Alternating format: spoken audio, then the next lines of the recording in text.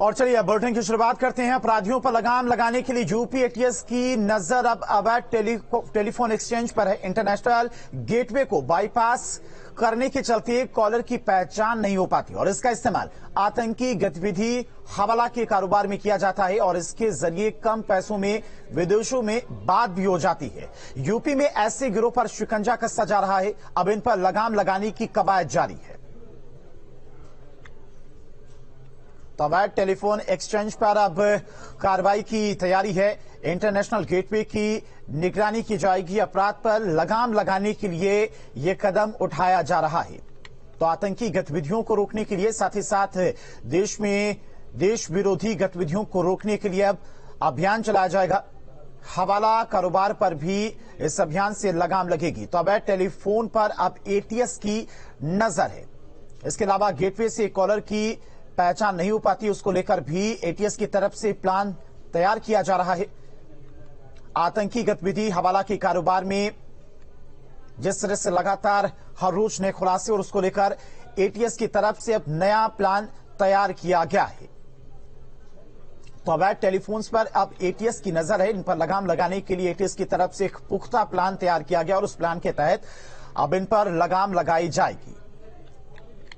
तो अपराधियों पर लगाम लगाने के लिए यूपी एटीएस की नजर अब अवैध टेलीफोन एक्सचेंज पर है। इंटरनेशनल गेटवे को बाईपास करने के चलते कॉलर की पहचान नहीं हो पाती थी और ऐसे कुछ मामले भी फिलहाल में सामने आए जिसमें इसका इस्तेमाल किया गया था।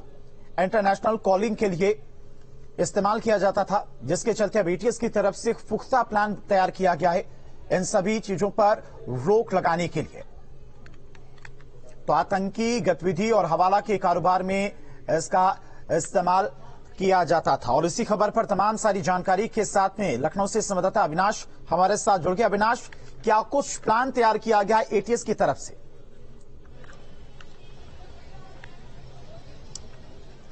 देखिए, सबसे पहले आपको बता दूं कि एटीएस की जो कानपुर यूनिट है उसके द्वारा इस गिरोह का भंडाफोड़ किया गया है। दरअसल इसमें इंटरनेशनल जो कॉल्स होती हैं उसको बाईपास किया जाता था और इसके पीछे शक ये है कि इसमें हवाला, टेरर फंडिंग के साथ साथ जो अवैध गतिविधियां होती हैं उसको संचालित करने की कोशिश की जा रही थी। हालांकि इसमें कई लोगों को एटीएस ने गिरफ्तार भी किया है, उनसे लगातार पूछताछ की जा रही है। लेकिन देखिए, ये एक तरीके से एक बड़ी साजिश है क्योंकि अवैध टेलीफोन एक्सचेंज लगाना अपने आप में कह सकते हैं कि एक टेढ़ी खीर है, क्योंकि इसमें तमाम जो टेक्निकल चीजें होती हैं उसका इस्तेमाल किया जाता है। साथ ही में जो कह सकते हैं कि जो साइबर लॉ है उसका दुरुपयोग करने की मंशा होती है।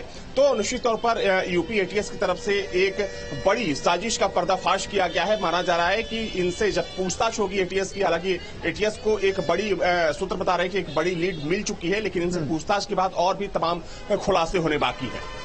ठीक है अविनाश, बड़ी कामयाबी एटीएस की। फिलहाल तमाम सारी जानकारी के लिए आपका बहुत बहुत शुक्रिया। और चलिए बढ़ते आगे। लखनऊ से बड़ी खबर है। ठग शेरपुरिया की पत्नी की